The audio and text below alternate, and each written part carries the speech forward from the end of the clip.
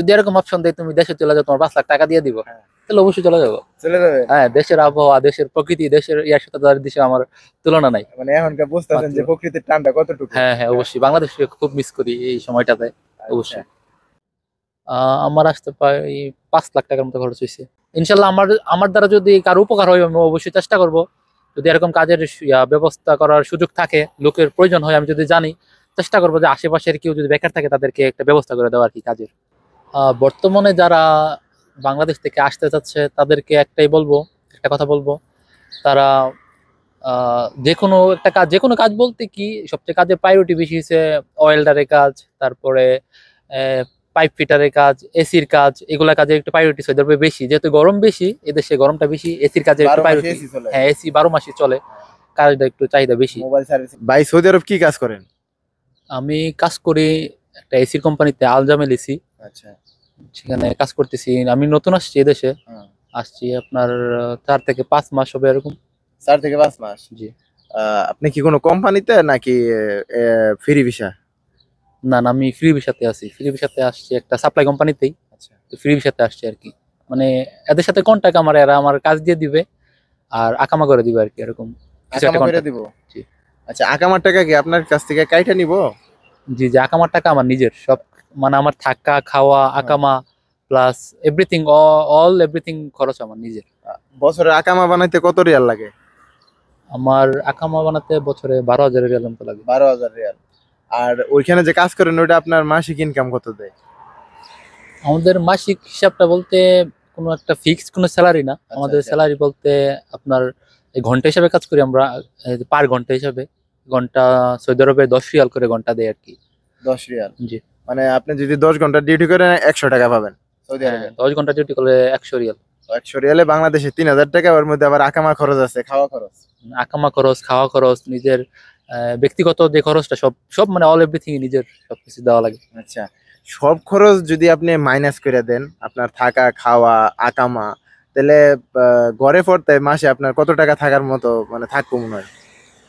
গড়ে যদি খুব মানে হিসাব করে চলি, মানে একটা ইয়া করে চলি, তাও মনে করেন 18 থেকে 2000 রিয়াল এরকম থাকতে পারে 60-70 এরকম। হ্যাঁ হ্যাঁ, এরকম। কিন্তু কাজটা অনেক পরিশ্রম মনে হয়, তাই না? কাজটা অনেক পরিশ্রমের। আর স্বাভাবিক, সৌদি আরবে এমনিতে গরমটা বেশি, বাংলাদেশ থেকে এদেশে অনেকটা গরম বেশি। তার জন্য একটু কাজটা, যদি বাইরে কাজ হয় একটু পরিশ্রম, মানে পরিশ্রম বলতে কি, বাইরে কাজ করলে রোদের মধ্যে গরমের মধ্যে অনেক কষ্ট করতে হয় আর কি। তো আমরা বাইরে করি না, আমরা ভিতরে কাজ করি এসির মধ্যেই। বাংলাদেশে থেকে কি কাজ শিখে আসছিলেন? বাংলাদেশ থেকে কাজ শিখে বলতে কাজ তো ড্রাইভিং শিখেছিলাম আর পড়াশোনা করেছি আর কি, কাজ শিখতে পারি কাজ শিখেন না কিন্তু পড়াশোনা করছেন। হ্যাঁ হ্যাঁ, বাংলাদেশের সমস্যা একটাই, আমরা বাংলাদেশে থাকতে কাজকে অবহেলা করি। লেখাপড়ার পাশাপাশি একটা কাজ শিখে গেলে হ্যাঁ, অনেক ভালো হয়। আমরা যদি কাজ শিখতাম, বা আমরা ওই দেখে থাকতে কাজের মূল্যটা আমরা বুঝি না, আমরা কাজের মূল্যটা বুঝি না। আমাদের বাইরে যে আমাদের রিলেটিভ আছে, আমার মামাতো ভাই মামা, তারা আমার অনেক বুঝাইছে যে কাজ শিখো, একটা যে কোনো একটা কাজ শিখো, তাহলে তোমার জন্য অনেক ভালো হবে। কিন্তু আমি ইচ্ছা করেই আমি শিখি নাই, কারণ আমি যে সময়টা কাজ শিখতাম এই সময়টা বন্ধুদের সাথে ঘুরতাম, আড্ডা দিতাম, ওইটার একটু ভালো প্রায়োরিটি দিতাম বন্ধুদেরকে বেশি। আমি কাজটা না না, মূল্যটা বুঝি নাই। এখন বুঝতেছেন? এখন হারে হারে বুঝতেছি। বয়স যত বাড়তেছে তত বয়স বাড়তেছে, সবকিছু মানে সবকিছু চাপ আসতেছে নিজের উপরে, ফ্যামিলি দেখতে হয়, ভবিষ্যতে বিয়ে করতে হবে, মোটামুটি সব মিলে একটা চাপের মধ্যে আর কি। এখন আপনি তো এই কাজে যাই না শুনে বাংলাদেশ থেকে আসছিলেন, তাই তো নাকি? হ্যাঁ হ্যাঁ, আমি জেনে শুনে আসছি, আমার এই কাজ দিবে বলছিল। হ্যাঁ, জেনে শুনে আসছি। তাহলে এই কাজটা পাইতে আপনার কোনো দক্ষতা লাগে না? আমি যে কাজটা করতেছি কোনো দক্ষতার প্রয়োজন নেই, খালি শারীরিক শক্তি লাগবে। শারীরিক শক্তির প্রয়োজন, শক্তিরও প্রয়োজন নাই, মানে পরিশ্রমের কোনো কাজ না এটা। এটা দেখাই দিলে, একবার দেখাই দিলে পারে আর কি, এরকম কাজ। আপনার এই কোম্পানিতে যে কোনো লোককে কাফেলা করে নেয় বা আরো কোনো লোক কি নিব এরকম মনে হয়? কাফেলা করে না, যদি কোম্পানির সিস্টেমের মধ্যে আর কি, যে কোম্পানি চাইলে করে, সবসময় করে না, এরকম না। আর লোক যদি কেউ আপনার দেখে ভাই বলে যে ভাই আমার একটা কাজের ব্যবস্থা করে দেন আপনার ওইখানে, আপনি ব্যবস্থা করে দিতে পারবেন? হ্যাঁ হ্যাঁ, যদি লোক প্রয়োজন হয়, যদি আমরা জানি, অবশ্যই আমি চেষ্টা করব। প্রয়োজন হইলে নিতে প্রয়োজন হলে লোক কোম্পানি যদি চায়, এখন নিব না। এখন আপাতত নিচ্ছে না। যদি কোম্পানি ডিমান্ড দেয় যে আমার লোক এতগুলো প্রয়োজন, তখন আমি ইনশাল্লাহ আমি সেইভাবে যোগাযোগ করে দিতে পারি, চেষ্টা করে দিতে মানে কোন সাপ্লাইয়ের সাথে যোগাযোগ করে দিতে পারি। ও, তাহলে বর্তমানে আপনার কাছে কোনো কাজের ব্যবস্থা নাই? না না, বর্তমানে আমার কাছে নাই। ঠিক আছে, এটা যারা ভিডিও দেখতেছে অনেকে জিজ্ঞেস করতে পারেন তাহলে ভাইয়ের সাথে একটু যোগাযোগ করার ব্যবস্থা করে দেন, কথাবার্তা বলি, একটু কাজের ব্যবস্থা করে দেন, এরকম কইতা বলতে পারেন। তাই যার কারণে আমি ভাইয়ের কাছ থেকে শুনে নিলাম। আচ্ছা ভাই, এখন বর্তমানে যারা বাংলাদেশ থেকে সৌদি আরব আসতে চাইছে, আপনি তাদের উদ্দেশ্যে কি বলবেন? বর্তমানে যারা বাংলাদেশ থেকে আসতে চাচ্ছে তাদেরকে একটা কথা বলবো, তারা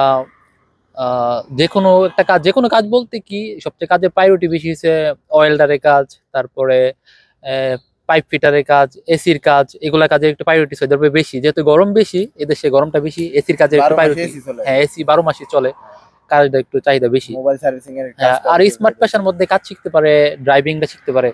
ড্রাইভিংটা মোটামুটি স্মার্ট একটা পেশা, এটা শিখতে পারে, এটাও শিখতে পারলে ভালো হয় মোটামুটি। কত লাখ টাকা খরচ হয়েছে সৌদি আরব আসতে ভাই? আমার আসতে প্রায় 5 লাখ টাকার মতো খরচ হয়েছে। 5 লাখ? জি।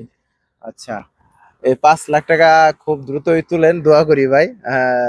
যেহেতু ইনকাম ভালো, কিন্তু একটু পরিশ্রমটা একটু হ্যাঁ, বেশি হয় সম্ভবত। এখন আপনার জায়গায় যদি আপনার একটা আপন ভাই আসতে চায়, মামাতো খালাতো বা আপন, আপনি কি আনবেন যদি সুযোগ থাকে? সুযোগ থাকে অবশ্যই আমি চেষ্টা করব একজনের একজনের যাতে কর্মসংস্থানের একটা ব্যবস্থা হয়। আমিও চাইবো একটা কেউ বেকার বসে না থাকুক, কিছু একটা কাজ করুক, না, ধরেন আসুক। আপনার কাছে আপনার কাজটা কিরকম লাগতেছে, আমি এটা শুনতে চাইতেছি যে না, আপনার জায়গাতে আপনি আনবেন কিনা। হ্যাঁ অবশ্যই আনবো। আমি আনবেন? কাজ নিয়ে স্বাচ্ছন্দ্য বোধ করি। হ্যাঁ। আচ্ছা। তো আরো কিছু বলার আছে আপনার? না, আমার প্রবাস জীবনের অভিজ্ঞতা কম, মাত্র 4 থেকে 5 মাস হয়েছে, এত অভিজ্ঞতা হয় নাই। মোটামুটি যতটুকু অভিজ্ঞতা হয়েছে ততটুকু বললাম। ইনশাল্লাহ আমার আমার দ্বারা যদি কারো উপকার হয় আমি অবশ্যই চেষ্টা করব। যদি এরকম কাজের ব্যবস্থা করার সুযোগ থাকে, লোকের প্রয়োজন হয়, আমি যদি জানি, চেষ্টা করবো যে আশেপাশের কেউ যদি বেকার থাকে তাদেরকে একটা ব্যবস্থা করে দেওয়া আর কি, কাজের চেষ্টা করব। আচ্ছা, ধরেন আপনি বিদেশ যেভাবে আছেন, এটা যদি আপনি আগে জানতেন তাহলে কি প্রবাসে আসতেন, সৌদি আরব আসতেন? আপনি যে অবস্থানে আছেন হ্যাঁ, এখন। আমার ব্যক্তিগত হিসাবে বলতে গেলে আমি প্রবাসে জেনে শুনে আসছি, আমি জানতাম মোটামুটি, আমি জানি যে কষ্ট বিদেশে আছে, আমি জেনে শুনে আসছি, আমার ওইটা আমি মেনে নিছি আর কি, কষ্ট হবে স্বাভাবিক। আচ্ছা, এখন যদি কেউ 5 লাখ টাকা, যে টাকা দিয়ে আসছেন আপনি, ওই টাকা কেউ আপনাকে দিয়ে দেয়, আপনি দেশে চলে যাবেন? ওই টাকা যদি কেউ এটা দিয়ে চিন্তার দেয়, বিষয়। এটা তার মানে কেউ, যাইতেছেন না? না এটা কেউ তো আর দিবে না। যদি না, যদি দেয় আর কি, আহ, কথার কথা। যদি এরকম অপশন দেয় তুমি দেশে চলে যাও, তোমার 5 লাখ টাকা দিয়ে দিব, হ্যাঁ, তাহলে অবশ্যই চলে যাবো। চলে যাবে। হ্যাঁ, দেশের আবহাওয়া, দেশের প্রকৃতি, দেশের ইয়ার সাথে তার দেশে আমার তুলনা নাই। মানে এখনকার বুঝতেছেন মাত্র, যে প্রকৃতির টানটা কতটুকু। হ্যাঁ হ্যাঁ অবশ্যই, বাংলাদেশকে খুব মিস করি এই সময়টাতে। আচ্ছা, অবশ্যই। আহ, যতটুকু সম্ভব আমি অতটুকু আপনাদেরকে শোনানোর চেষ্টা করছি ভাইয়ের গল্পটা। তো ভাইয়ের বাংলাদেশের কোন জেলায় বাড়ি? আমার বাংলাদেশের ব্রাহ্মণবাড়িয়া জেলাতে বাড়ি আমার। আচ্ছা, তো ব্রাহ্মণবাড়িয়ার ভাইয়ের মুখ থেকে অনেক কথা শোনাইলাম, জানি না ভিডিওটা কার তবে কিরকম অনেকে লাগছে। অনেকে বলে যে ব্রাহ্মণবাড়িয়ার মানুষ মারামারি করে, এটা হ্যাঁ, সবার সবার মানে বিশেষ করে সবার একটা ভুল ধারণা যে ব্রাহ্মণবাড়িয়ার মানুষ খারাপ হয়, মারামারি করে বেশি। আসলে এরকমটা না, সবাই মারামারি করে না, আর মারামারি প্রতিটা জেলাতেই থাকে, মানে মারামারি হয় প্রতি জেলাতেই, শুধু ব্রাহ্মণবাড়িয়াটা একটু হাইলাইট বেশি হয়, মানে একটু ভাইরালটা বেশি হয়। না, ব্রাহ্মণবাড়িয়ার কি, যে ব্রাহ্মণবাড়িয়ার মানুষের একটু মাথাটা একটু, আমি যতটুকু জানি, গরম থাকে বেশি আর কি, কথা না শুনে, অর্ধেক কথা শুনে তারা রাগ কইরা ফেলায়। তো এটা কতটুকু সত্য? এটা সত্য, কিছুটা আছে, হ্যাঁ, আপনি ভুল বলেন না, কিছুটা হ্যাঁ, আছে, তবে ব্রাহ্মণবাড়িয়ার মানুষের মেজাজ গরম, দিল নরম আর কি। এটা আমি আমি যে, এটা তো অনেকেই জানে যে যাদের মনটা একটু শক্ত তাদের দিলটা আহ, নরম। দিলটা একটু নরম আর কি। জি জি, তো এটা ঠিক। জায়গা আপনার এই সুযোগে নিজের জেলার যে একটা কথা, অনেকেই বলে যে ব্রাহ্মণবাড়িয়া মানুষের ব্যবহার ভালো না, বা ওরা ঝগড়াটে। তো ভাই তো বইলাই দিল যে সবাই কিন্তু এক না, এটা সব জেলাতেই আছে। হ্যাঁ, ঠিক আছে। তো ভালো থাকবেন, সুস্থ থাকবেন ভাই, আপনার জন্য মন থেকে দোয়া। প্রবাসে আসছেন, হ্যাঁ, সফল হন। ইনশাল্লাহ। ভাইয়ের জন্য সবাই দোয়া করবেন যাতে প্রবাসে কিছু একটা করতে পারে, যে স্বপ্ন নিয়ে আসছে। আসসালামু আলাইকুম।